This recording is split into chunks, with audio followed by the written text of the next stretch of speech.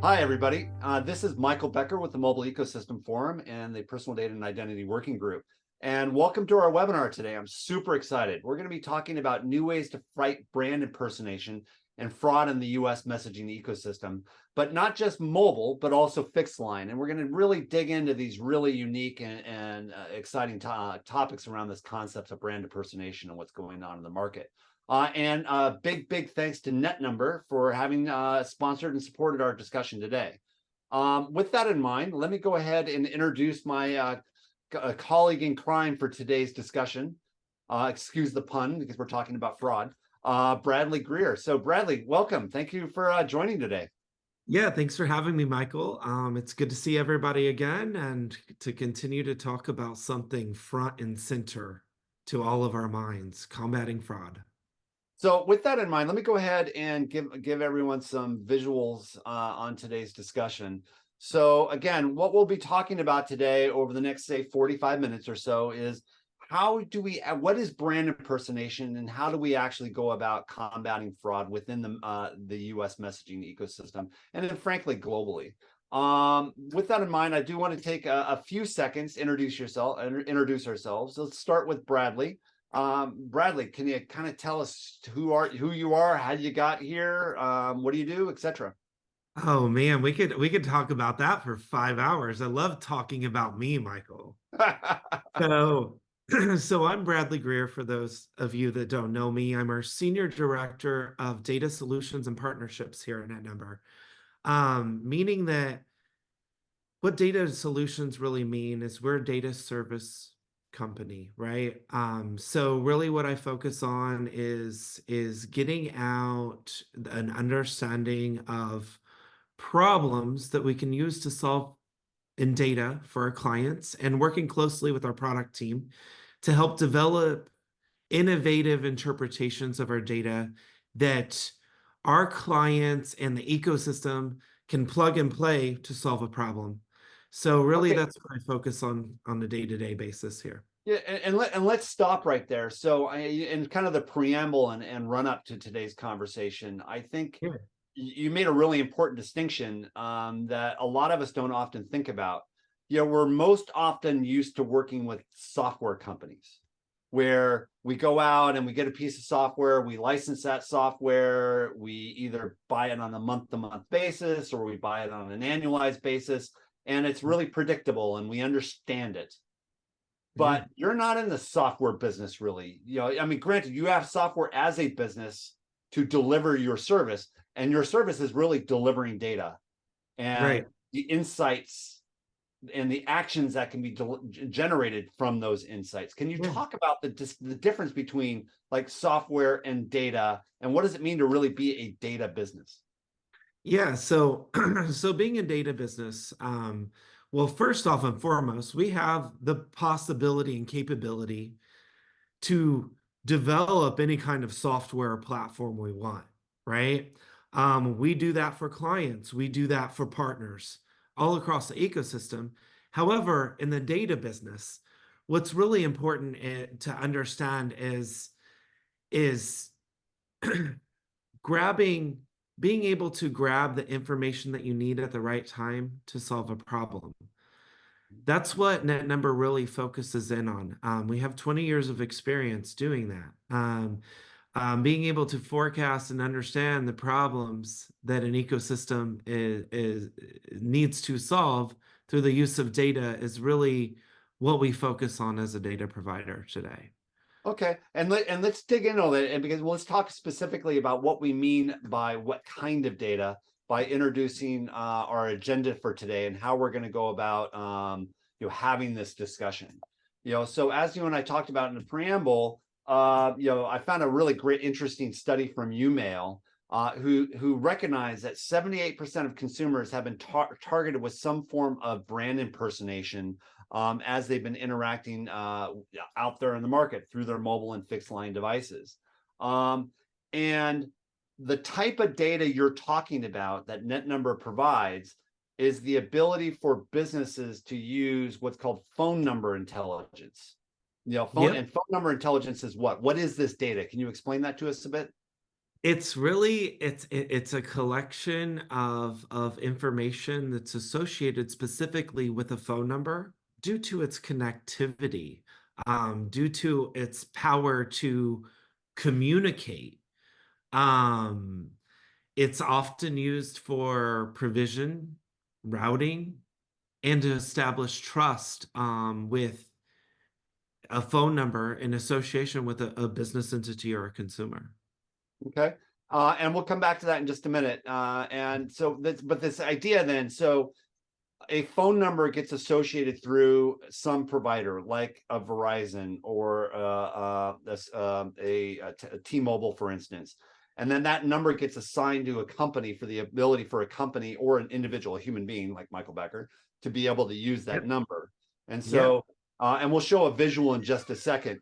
The Yep. part of the challenge that we have, though, is in between the company and the individual, there's a lot going on in the industry. And in a Yeah. perfect world, the good actors, a good self-standing ethical company and a similar individual will use these phone numbers to communicate with each other and to share value with each other and either buy stuff, sell stuff, entertain each other, solve society's problems, etc. The Yep. challenge, though, is you've got this problem called brand impersonation, where bad actors can come into this ecosystem and through the mechanisms of like scamming, spamming, and spoofing, can wreak havoc, and destroy people's reputations, steal money, Yeah.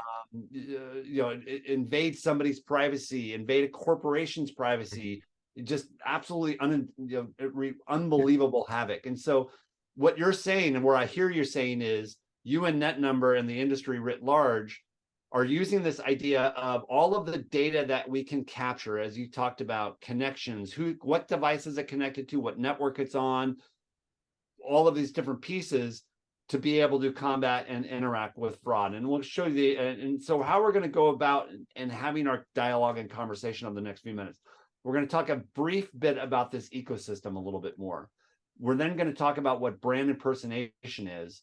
And then we're going to specifically dig into two solutions that netnumber has just recently released, which are in fact unique to you all because of your number registry, your phone number intelligence registry, Yeah. and which we'll be able to circle back to in a minute. And then we're going to conclude with what's next. So you kind of good? You good with that agenda? Yeah, I think that's great. I'm really talking about the power of the netnumber services registry is an important component to these types of challenges with fraud today. So I So, so, totally. so, so with that in mind, let's help people understand the nature of this industry we call the number. Yep. And within the mobile ecosystem forum, we're so focused on mobile numbers, but there's also fixed line numbers, and it's gotten really mixed because in today, that fixed number, the one coming into my house, can easily become a mobile number and vice versa with the way Yeah. the market and industry works. And you've got 11 billion mobile connections out there, 5.6 billion unique mobile users, 15 billion plus to 75 billion IoT devices, which, by the way, are increasingly all becoming mobile enabled in some way, shape, or form. Yeah. You then have 333 million businesses worldwide connecting to well over 1,200 mobile operators. Yep. And then all of these industry and service ecosystem providers, where netnumber falls into one of these players, to be able to help make all of these connections work in a safe, secure, and responsible way for the actors, for the good actors, and to keep those bad guys out. So, can you talk a little bit about this and what's going on? Yeah, and keep in mind too, there's so many different layers here, right?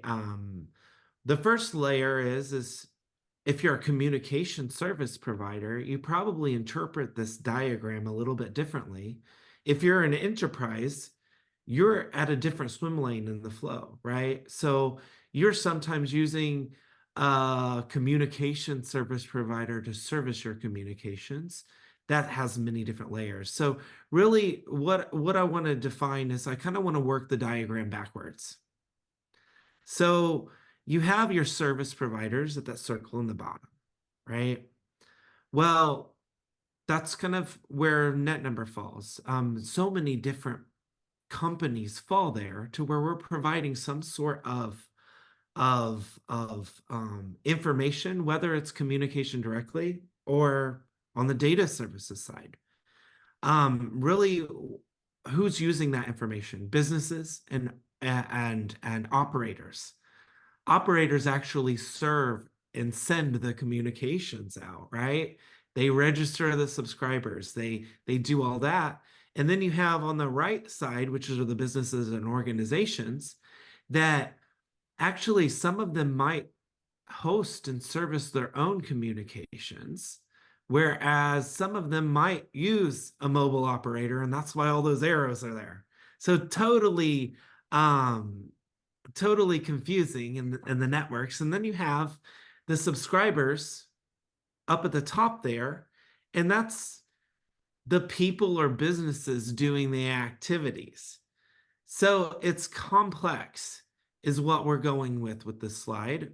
There's heavy regulations in there. You see the little government pillar, right? And you see all these different things coming about. Well, when you think of that, what data goes where and how do you support it to combat fraud?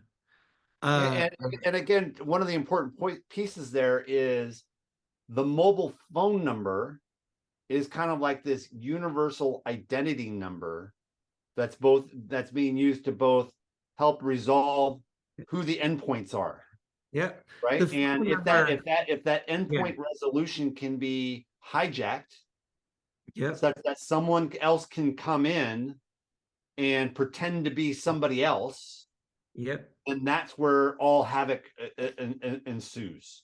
Yep. And kind of think of through this flow, the only thing that is 100% concrete is the phone number is relevant and present in every single part of this flow, right? And Okay. so that's where phone intelligence really comes in. Right. It's interpreted different depending upon which one of these icons you fall into. And so if we talk about the fact then that this phone number that's pervasive across all of the different pieces, then the intelligence is understanding the data. So for example, Yeah. what network is that phone number primarily connected to, and what other networks might happen to be using it? What Right, device or what device is it connected to? Is it right. a fixed line phone number, or is it a mobile phone number, or somehow resolving to both? It has, for instance, if you are a major brand that says has licensed 1,000 numbers for your call center, so Yep, you're sitting up there saying Seattle, and you've bought these 1,000 numbers, but your call center is in India, calling yep, from India, making calls on your behalf to the United States.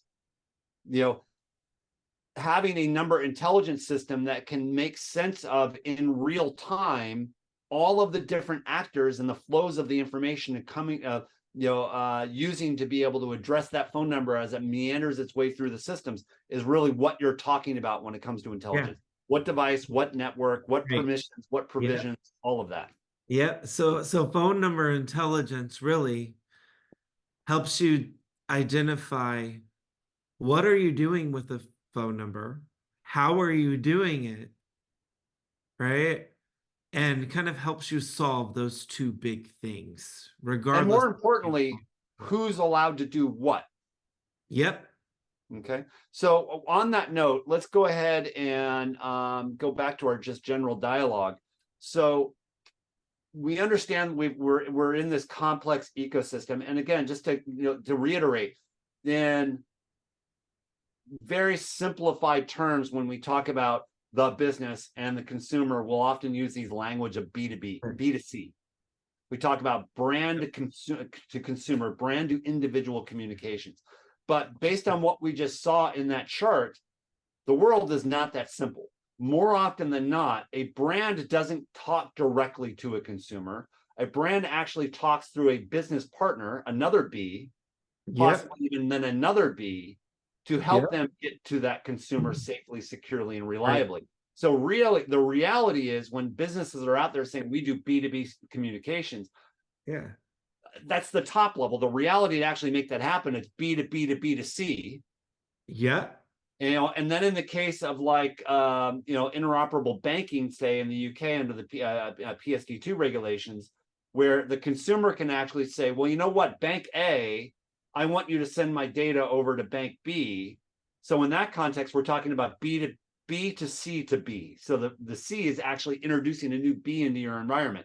And it's that multiplicity of relationships when it comes to how do we navigate a phone number is what's really critical. And at any point, a bad actor can come in and impersonate one of those Bs. Yeah. They can pretend to be you, or they can pretend to be somebody else. They can pretend to be they can come in, essentially hijack through spamming, spoofing, or scamming a bank's phone number and pretend to be the bank. So can you talk to us, like, what is brand impersonation? Yeah, so brand impersonation is really a fraudster taking a phone number that is associated with a credible business and using that phone number to pose as the business to do something with it, to harvest information, to drain bank accounts, to identify some way to commit fraud, but look legitimate while they're doing it. And they're getting increasingly sophisticated. So I, as the individual on the other end, would have a really hard time distinguishing, is that really Target or Best Buy or Bank of America? I mean, whether through the email or text that comes in, the odds of me being able to determine that that's a fraudster or not are for the average individual are nil.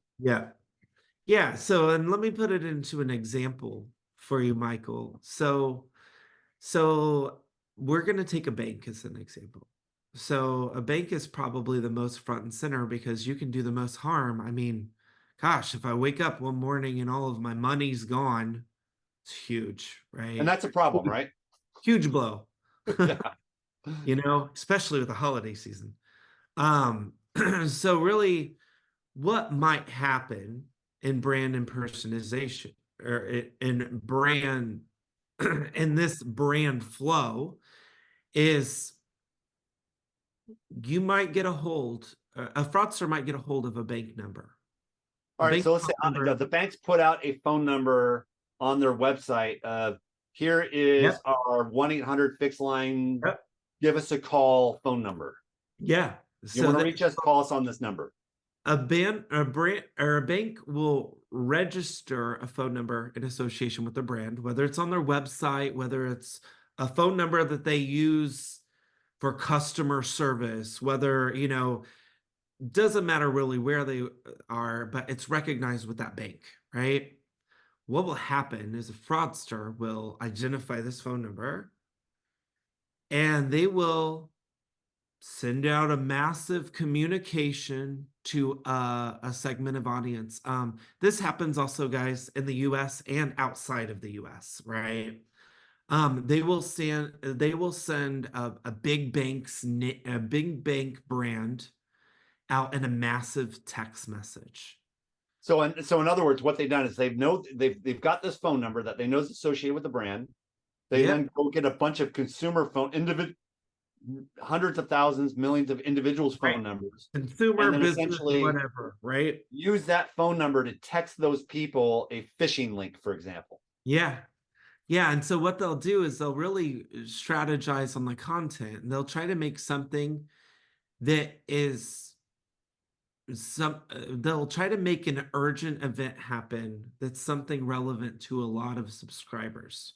So it could be they send a text message out on Thursday or Friday because that's usually when direct deposits hit an account for payroll, right? Or in the case of the holidays right now, I've gotten at least 5 this week. Your UPS package has been held up at the shipping center. Please call us. So they'll pick some sort of event in coordination, and then they'll say, they'll say in the event, like, let's take the payroll example. Um, your direct deposit is on hold. You need to verify or re-authenticate your account. Click this link, go here. Well, that'll take you to a link that might look like the bank's logo and brand, and it might ask you to verify your phone number, your login credentials, your account information, whatever they want to harvest to conduct the fraud. This is tricking people. They're doing it, Right, right? and they're doing it, and the timing is appropriate too, because if they Yeah, know, especially in the holidays, the that time-based event. like Yeah, like I've got to pay for my Christmas bills, and if my check doesn't show up on time, I'm in trouble. And if I get this message, I can't have my paycheck held up. So I'm going to yeah, click on that link and try to resolve it. And if I'm not thinking, or if somewhat emotionally distracted yeah, in the time, I could end up going to that website that looks exactly like my yeah. bank, filling out that form, and now having given them all of the credentials to access my bank account. Right. Yeah. Okay. And then what that does is that opens the door for the fraudster to conduct some sort of fraudulent action against you. If it's in a bank scenario, they might make purchases on your behalf. They might drain your bank account. They might they might transfer funds for some other tactical reason, right? They might make a deposit on your behalf and then wire it out. I mean, you don't really know. I mean, the possibilities are unlimited on how they want to move a transaction or the money, right? Right. And so so on that note, then let's move to, so we understand, so brand impersonation is about this idea of scamming Posing someone spamming. else to scam or Yeah, spam or yeah, whatever. Yep. and to basically wreak havoc and make money. So what are let's talk a little bit about the solutions for that. So under this idea of number intelligence in general, Yep. the idea of number intelligence is companies like you, and there are many players that provide number intelligence services, Oh and yeah, that absolutely. carriers provide them, aggregators and CPaaS providers provide them, many of which are your customers. Yep. Uh, and what they're essentially doing is opening up this data through APIs so Yep. that the business can say, tell me in real time insights about this phone number so that I can make an informed decision about this transaction. So let's use like a retail example. Let's say a Yep. retailer is determining whether or not you're going to sign up for an account for them and buy this big ticket item. Yeah. They could ping the network, the mobile Yeah. ecosystem network, Yeah. with the phone number and the person's name, and says, is this name associated with the phone number? Yes or no? Has this number been recently ported from ported? Which, by the way, if it's been ported from one carrier to another or a different device within the last 24 hours, that's a huge red flag to the network that says this number might have been hijacked. Yeah. So those are examples of number intelligence, correct? Yeah, those are examples. So, the way my elevator explanation, when everybody asks me what net number does, is we tell you the things you need to know about a phone number in real time. So sometimes that's identifying an operator. Sometimes that is telling you whether an operator or line type change occurred. Sometimes it's reporting a phone number that you're terminating off of your network. Sometimes it's identifying if a phone number was recently terminated off of a network to provision it to a new network, right? Yeah, yeah. There's all kinds of different. Yeah, or if it's been recently created, right? So if the number's just been Yeah, created, most of it, like I've had my number for 25 years. So right. most of us have had numbers for many, many years. Yeah, If it's a brand new phone number, I'm going to be a bit yeah. skeptical of that Is the phone number a portable phone number, right?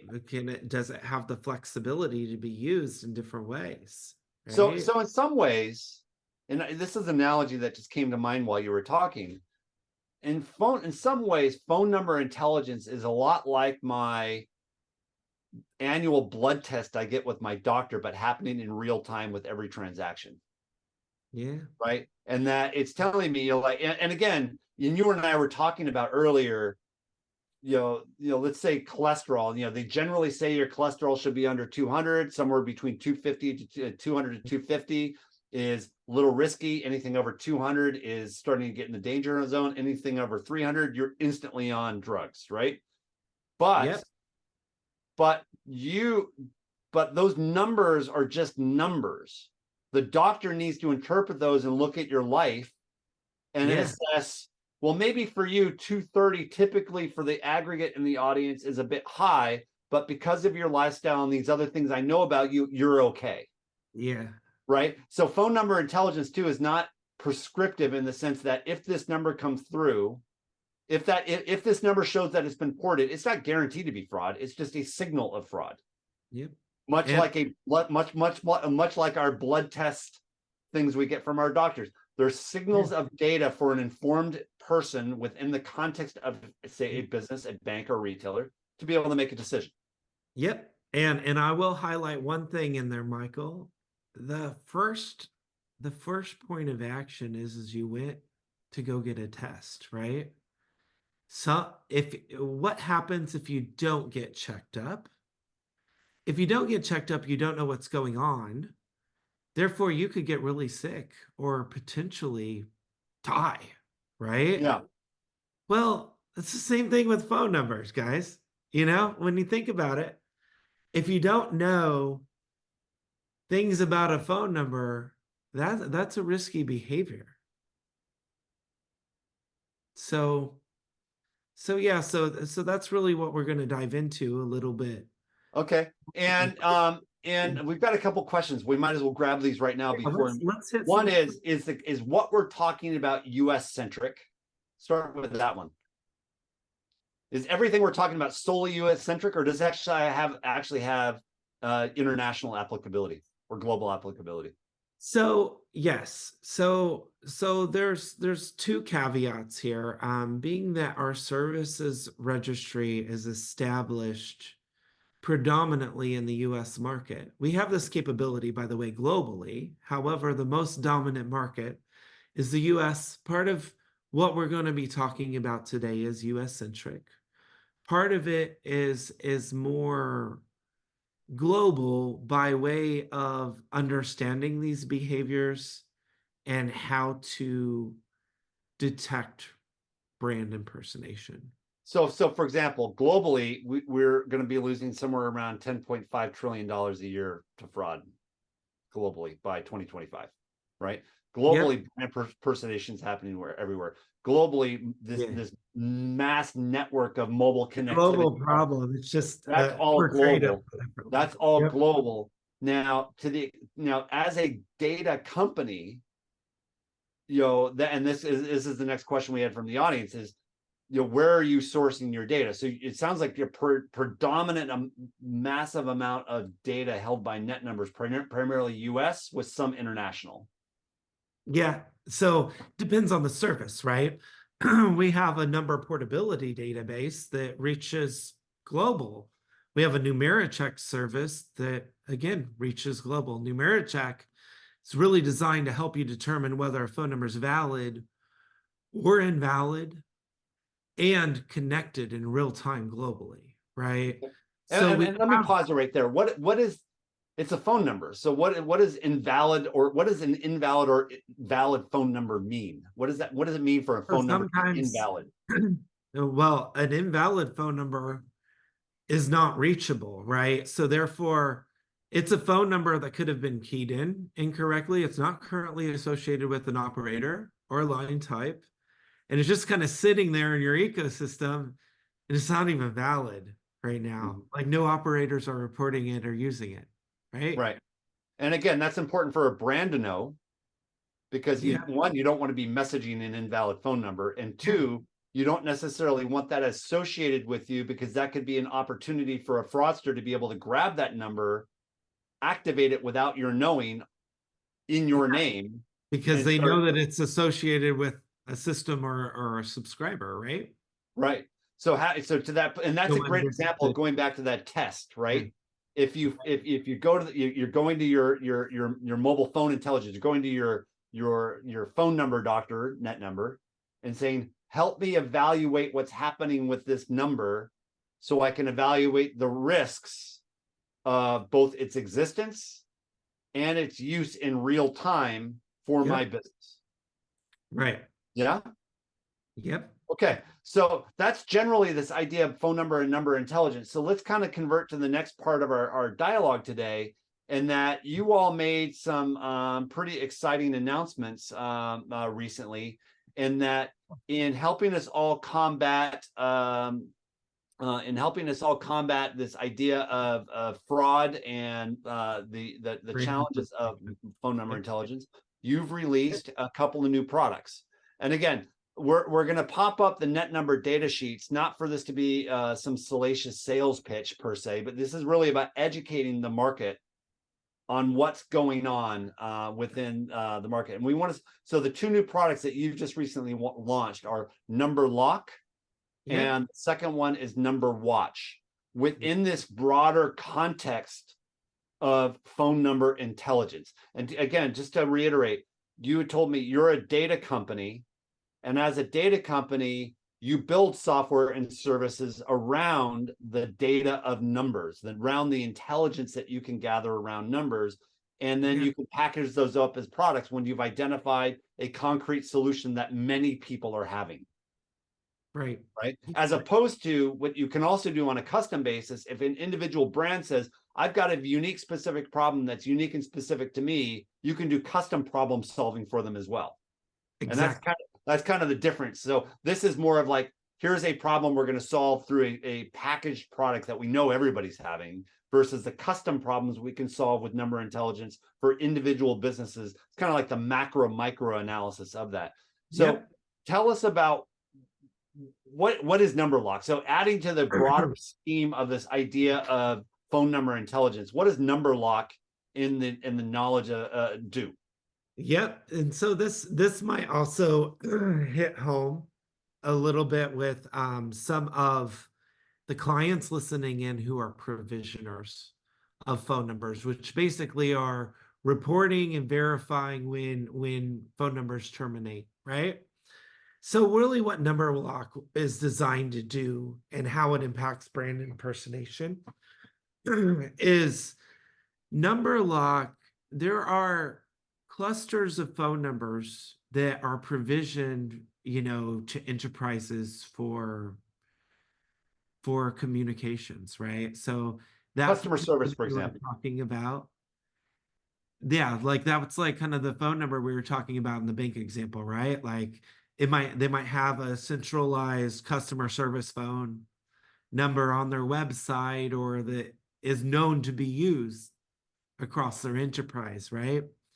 Well, what Number Lock really allows you to do is it allows you to lock that number down from being text enabled.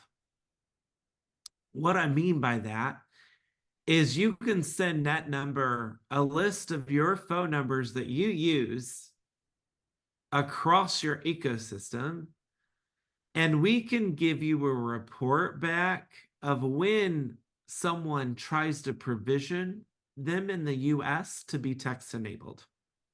So what this does is it kind of gives you an alert that that phone number is trying to be provisioned to be text enabled. So therefore, that's where brand reputation is present, right? Okay, so this gives me the other thing that just popped in my head while you were talking about it is this is a lot like putting a credit freeze on my credit score, right? Yeah, so exactly. I want to freeze my credit score so no one can go get a loan without in my name without my knowledge. Yeah. Taking that analogy to what you're talking about, I'm going to freeze this phone number. I'm going to lock this phone number so no one can go enable it for text messaging without my knowledge. Yep, exactly. And what you get in return is when someone tries to do that, we tell you that they're trying to do that, and we have a unique identifier called the net number ID that goes alongside of that. So now we understand that somebody tried to provision a phone number to be text enabled. And what we're really doing is that kind of supports a flag in your system, right? To say, look, this phone number could be potentially targeted to commit some sort of fraud. Right. And And then, we're enabling you to take action upon it, whether it's not using the phone number anymore or figuring out how to monitor it better in your systems or knowing the overall risk propensity of using that phone number in the near future. right. And then again, using some of the analogies we've already talked about, you're kind of like the phone number lab. Right. So you're coming up with the result of the blood test, of the phone number test, Yeah. but you're not necessarily the heart lung experts, right? That you're the brands We're telling themselves. you to go get checked. Yeah, you're telling them, hey, Houston, Yeah. you may have a problem here. You better go get this checked within the Right. context of your business, because Yeah. this might be a false flag. This might be Yeah. perfectly fine, and you know what's going on, Yep. but it might not be, and you should take action accordingly within the context of your business. Yep. Okay. Exactly. And so what are some of the capabilities of this? So what does this mean? So again, just to reiterate some of them. So it helps me invert brand impersonation, helps me protect the enterprise from text messaging fraud. Somebody hijacks my phone number, starts spamming my audience, and then perpetrating fraud on them. Yep. Again, it helps them to easily turn on and off that locking, just like I can do with my credit score freezing. It reports when someone's trying to do that, and it Yep. supports do not originate capabilities. So what are some of these capabilities? What does this mean? Yeah. So really what it's designed to do is you're sending over your 10-digit non-mobile phone numbers, right? So it's really simple for a client to do that. And then what we're doing there is we're restricting them from being provisioned for text enablement. Okay. And again, let's be And clear, this is because some through our people might not services. know this distinction. A Yep. 10-digit non-mobile phone number, basically my landline, It's a fixed line. a Yep. fixed line, right? Yep. And enterprises have a ton of these, and because like thousands for their call center. Yep. And if the text messaging capability of those numbers aren't locked, a bad actor could enable the text messaging part without you knowing. Yep. That's the point you're raising. Yep, that's the point that we're raising. So, for those of you that you don't know, in North America specifically, we have our proprietary net number services registry. And that's used, one of our core use cases there is text enablement of phone numbers, right? So what this is doing is it's saying, hey, this company uses these phone numbers and they don't want anyone to be able to text enable them. Right. And by the way, another analogy that comes to mind for this is a lot like a domain for the web. Because on the domain for the web, you can say, I want my domain to resolve to this website, but I want the email addresses associated with this domain to resolve over to this server. Yep. So the domain is being split in two different servers. Web traffic goes here, email traffic goes there. Yep. Just like a phone number, fixed line traffic goes here, my text messaging traffic goes over there. And if I, as a brand, haven't locked that down, that's a point where someone could come in and impersonate me and cause havoc. Yep. You got it. Okay. So the added layer is we actually give you a report of when that text enablement request happened, right? So In real time. In real time, or in weekly basis, monthly basis? How quickly? So it can be a real-time report. It depends on how you need it, right? And it depends on your use case. It can be a real-time report with an API push, or you could opt to receive, a regular daily report, or whatever frequency you need to support your use case. But really what the important part is here is you're identifying what phone numbers that you have that you're reporting that are being targeted for that, right?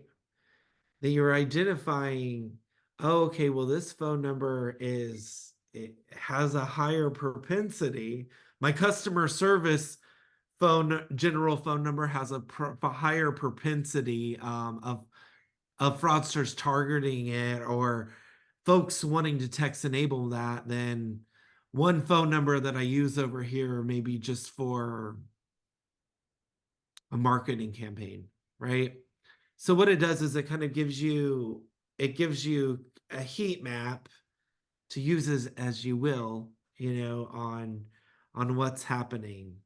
Then moving on to that, there's also a part of this, the FCC has a lot of mandates around do not originate. And other regulators around the world, they have. And what does that mean? What does it mean not to originate? So what they're basically saying is that you need to have a guidance program in place to originate and authenticate a phone number. And the hopes of that is to reduce or eliminate spamming, scamming, and even spoofing of phone numbers. Um, And so in other words, so when I pull up my phone and I text from this phone, I'm originating a phone number from this phone. yeah, And what you're saying here then is on the business side of things, regulators are starting to say, well, no, we don't want businesses originating text from phone numbers. We want them originating text from applications, the A2P businesses, because then yep, we can actually got it. monitor it and audit it and control it. Exactly. Got it. Exactly. Got it. And this really is just like a mechanism for enterprises to really protect their non-mobile numbers. Okay. So again, this is not a trivial little ad. This idea for me to lock my phone, because now it's not only me helping me protect my customers from fraud, Yeah, reduce my risk from people attacking my enterprise, but it's also helping me become regulatorily compliant. yep, yeah. And there is also actually a question around this that I want to kind of nip head on. Yeah. Is there was a question from the audience? Is this available to a consumer? So does that mean that it's a consumer interactive product? No, there's not a way to just go to our website and say, hey, I don't want my phone number text enabled. This is my fixed line. However, if you're using that phone number in for a specific purpose, your communication service provider or that enterprise should be able to help you understand how your phone number is used and provisioned. So for the consumer, as an end consumer, as an individual, you've got to understand, if you're using a phone number for some sort of communication with a service provider, you got to understand how they're using or processing. All right. So in other words, I, consumer, am not going to call up net number and say, hey, Bradley, help me do with this phone. But I certainly could call Verizon. And so Verizon, help me do this. Yeah. And then Verizon could be like, oh, net number. Yeah, How help me do out. we, How yeah, do we do this? Right. And that's the B2B2C concept that we were talking about yeah, earlier in the exactly. discussion. All right. Yeah. So I So kind of let's wanted to move nip on. that. So, Let's yep, move on. So we've got this new capability that's being introduced in the market, number lock, yep, and brand new and very unique to you, primarily because of your phone registry services. yep. Um, Now, what about this other one? What is Number Watch? And let's just we'll skip the marketing preamble. They can go look at that at Yeah. their leisure. What does Number Watch do for businesses? So essentially, what you can do with your phone number ecosystem is you can now send NetNumber a list of all of the phone numbers in your ecosystem. And what Number Watch will do is exactly what it says. We're going to watch that number. So that list of phone numbers, we're going to watch every single phone number on it. And we're going to tell you if there are any activities in association with that phone number. What I mean by activities is I don't mean activities like calls or text messages being made. I mean activities like the phone number is getting moved or switched by operator or line types in real time, right? There And line type being like fixed line to mobile. Yeah, fixed to Or mobile, mobile to fixed, or it could just be moving an operator. We're going okay, to so Verizon to T-Mobile. yeah, and we're going to tell you those events as they happen so that you have a way to monitor all of the phone numbers in your ecosystem. Right. And on that note, and again, we don't have time in today's webinar to talk about this, but there are industry baselines that tell you how often a number moves. Yep. Yeah, and There are rules to it, right? And there are rules to it as well. So essentially, Yep. that raises red flags. Yep. Right. Exactly. And then with those red flags, you can do it. So in some ways, again, using the consumer analogy, it sounds like to me, Number Watch is a lot like dark web monitoring for individuals' identity protection. Yep. Right. Exactly. Here's my social security number. Here's my phone number. Here are my email addresses. Hey, Assurant, go monitor this for me. And if you find my items out there in the dark web, let me know. So this is kind of in real time, deep network dark web monitoring for an enterprise's phone numbers. Yeah, and kind of to touch base on that watch list that you send over to us. What are some reasons why you change an operator, right? Or a line type? You're usually doing something different with a phone number. I mean, if a phone number is changing subscribers, right? So a subscriber moves their phone number to another operator. This is a way to kind of identify that, right? If a phone number intended use is changing, you'll usually see a line type of bit change, right? So like if a phone number is getting moved by the operator from a fixed to a mobile line, that's an event, right? You probably need to know that in consideration of how you're communicating, or you're communicating with that phone number.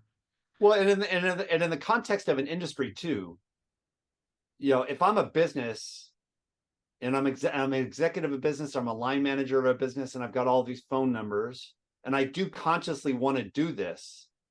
This report you could be providing me too is also validation that it happened. Yeah. Right. So it's not just some bad actors doing it. It's telling you when it happens. It's telling you when it happened. I intended it to do it. And you're coming back and saying, hey, guess what? It just got done. So it's also a secondary verification of things I actually wanted to have happen. It's not just the carrier telling me it moved for me.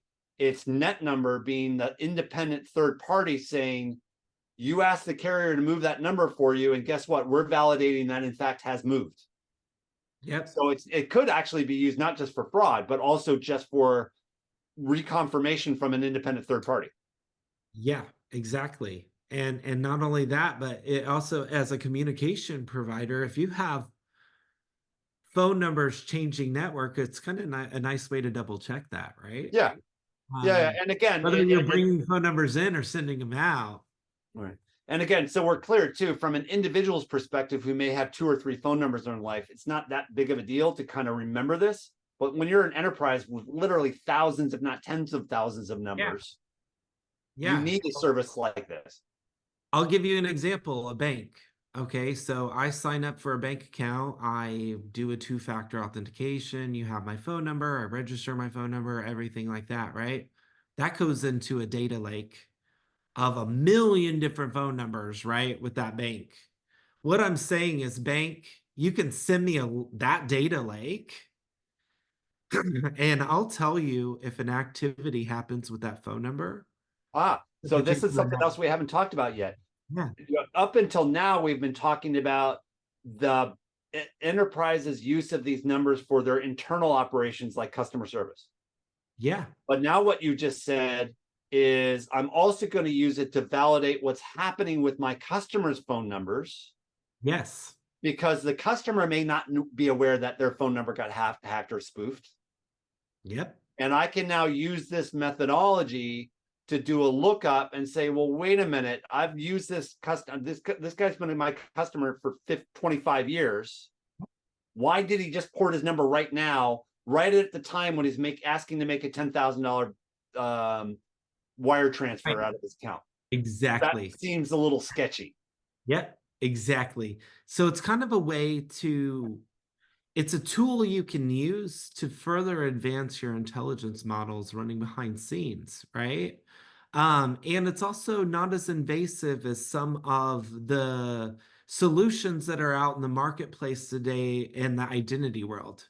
What I mean by that is there's no PII in there other than your phone number. So it actually meets a lot more regulatory requirements than, what might exist with monitoring an address in association with a phone number Well, and in some or context, the an phone number email. is PII. However, in the regulatory context, the business has a legitimate right to perform Yeah. this service in I an mean, attempt to protect the customer.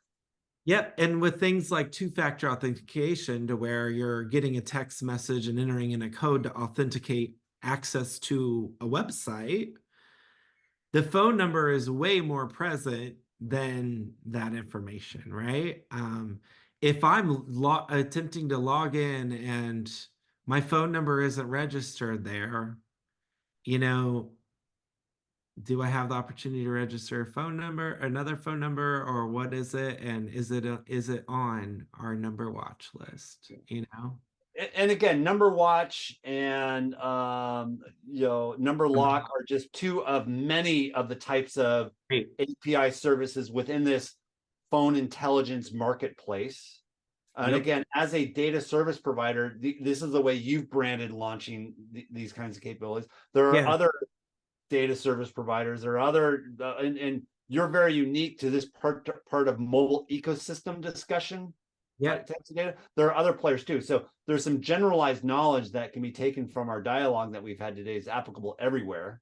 And then Yep. there's very There's no specific, silver bullet to all this, right? right?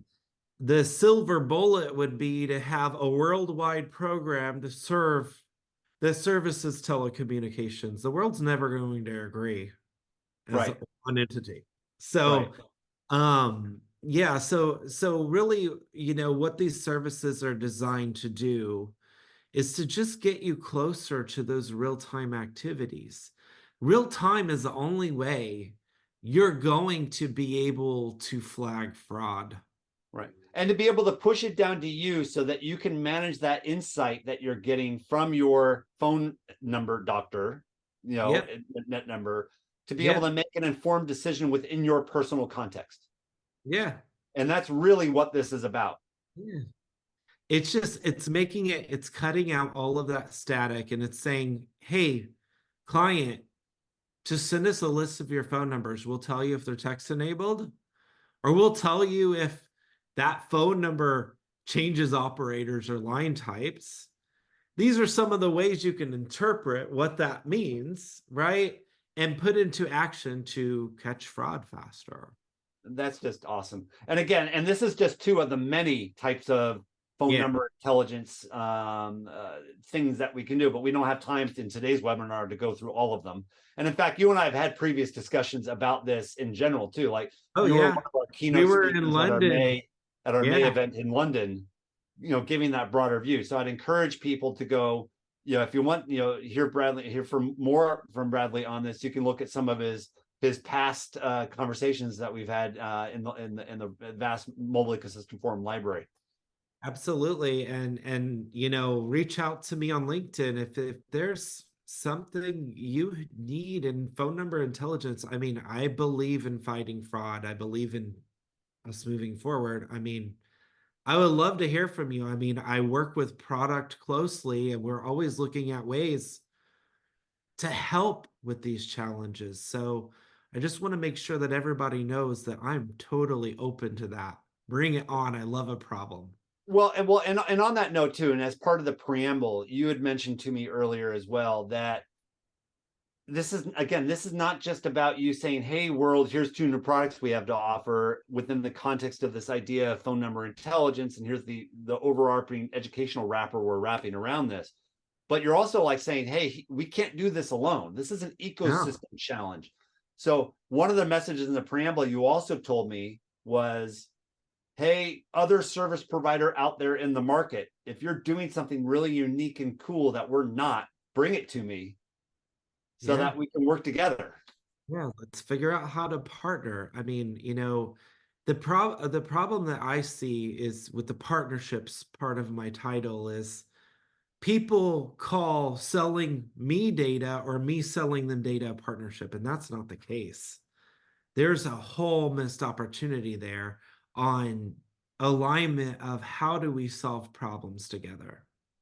Okay, so it's not just about the data brokerage thing, which is just the transactional layer. What you're looking for is collaborative problem solving partnerships.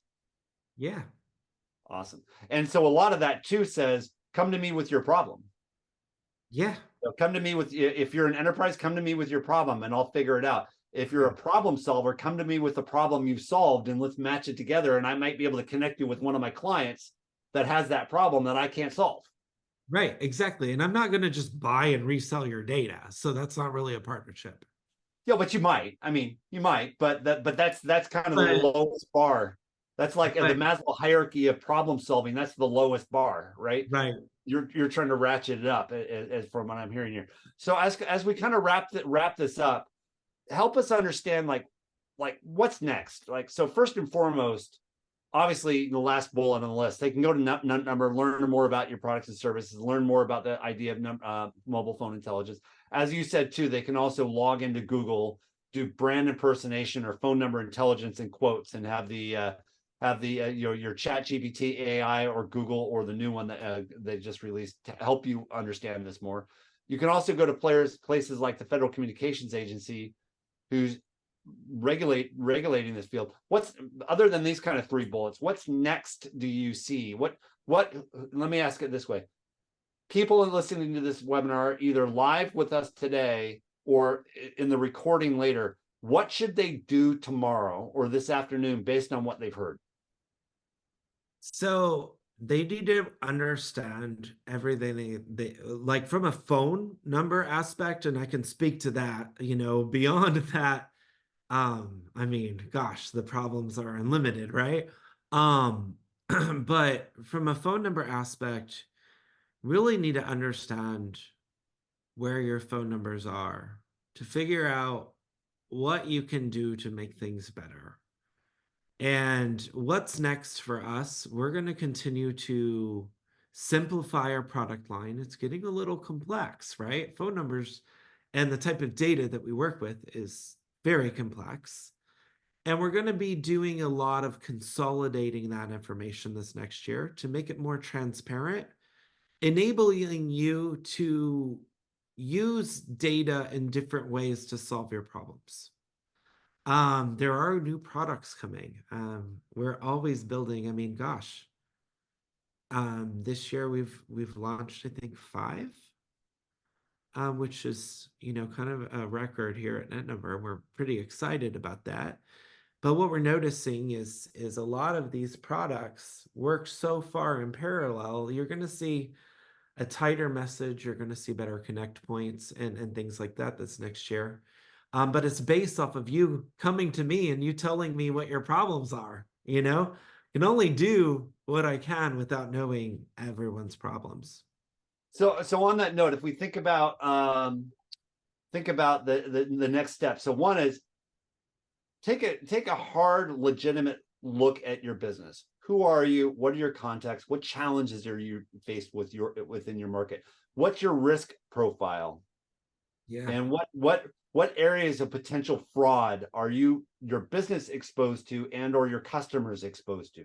Maybe that's the first kind of assessment step. The next assessment step I heard you say throughout today is get an inventory of all of your phone numbers. Yeah. Right. And if you don't know how to do that, call Bradley and he can help you do that. Yeah. And then once you've done that, set up a regular, like, and in the case of the blood test, the annual blood test checkup, or in the case of your business, maybe it's every day in real time whenever a number is used. Get and set up that evaluation checking process so that you can continually, constantly evaluate this risk and to keep the fraudsters out. Great. All right. Okay, we have one more question before we wrap up. Sure. I'd love to see a solution from the MNOs to essentially poison a number used on OTT services when it's associated with fraud. So in other words, how do if they know a number is associated with fraud, lock it down, I think is what that means. What do you think of that? So a number lock is kind of positioned towards that, right? But it's fixed line, right? It's towards SMS enablement. I think what needs to happen there, and we actually are brainstorming, and actually I had a whiteboarding this week about this very thing, is how do we identify fraud signals and report that in a safe, non-invasive way, so that everybody can see fraud happening in networks. Yeah. And I think that there definitely needs to be some partners and some things built this next year around that. And I think that per FCC mandates, I mean, Michael, you quoted one that happened in November on there. I think that all of that's coming. I know that here at NetNumber, we are whiteboarding about this very thing. Yeah. And you should see some things coming from us this next year. Well, and also too, I think we got to really be careful, when we start labeling something as this is fraud or this isn't fraud, or I mean, at an individual level, it might be super clear. Hey, that guy's a fraudster, or she is. But when you're talking at a macro level, using algorithms to make this detection, it's a correlation best guess. And you got to be really careful before making draconian decisions like shutting something down, unless you're absolutely certain. And so that's where the art comes into the science. Yeah. And Michael, just to add one point to that, like number watch. What the first thing to combating that is a phone number is a little different from credit, right? A credit, in the States here, it's associated with a social security number. You can change a phone number at any given time. That means that the timer for fraud resets. Yes. Right? If I change my phone number tomorrow, I could be inheriting a really bad fraud. Really bad number, right? And you could start labeling a really good number when I'm not. But maybe I had some fraud in association with my last number, and that's why I changed that number. Right. Well, Number Watch helps you identify those changes to restart the clock. Yeah. So as you said, we could be talking about this for decades, for years, for months. I mean, this is so much fun, but we should really wrap it up for everybody. That's like step one to solve towards that MNO fraud. All right. So just to recap then, do an assessment and inventory of your business, inventory all of your numbers, and then start evaluating them. And that's what you need to do after having what we talked about today. Sign up for real-time data services so that you have the information that you need to start getting in front of it. I love it. All right. Hey, Bradley, thank you very much. Looking forward to the next one. Yeah, likewise, Michael. Thank you for having me. All right. Good to see everyone again. Yeah, and happy holidays. Bye-bye. Happy holidays.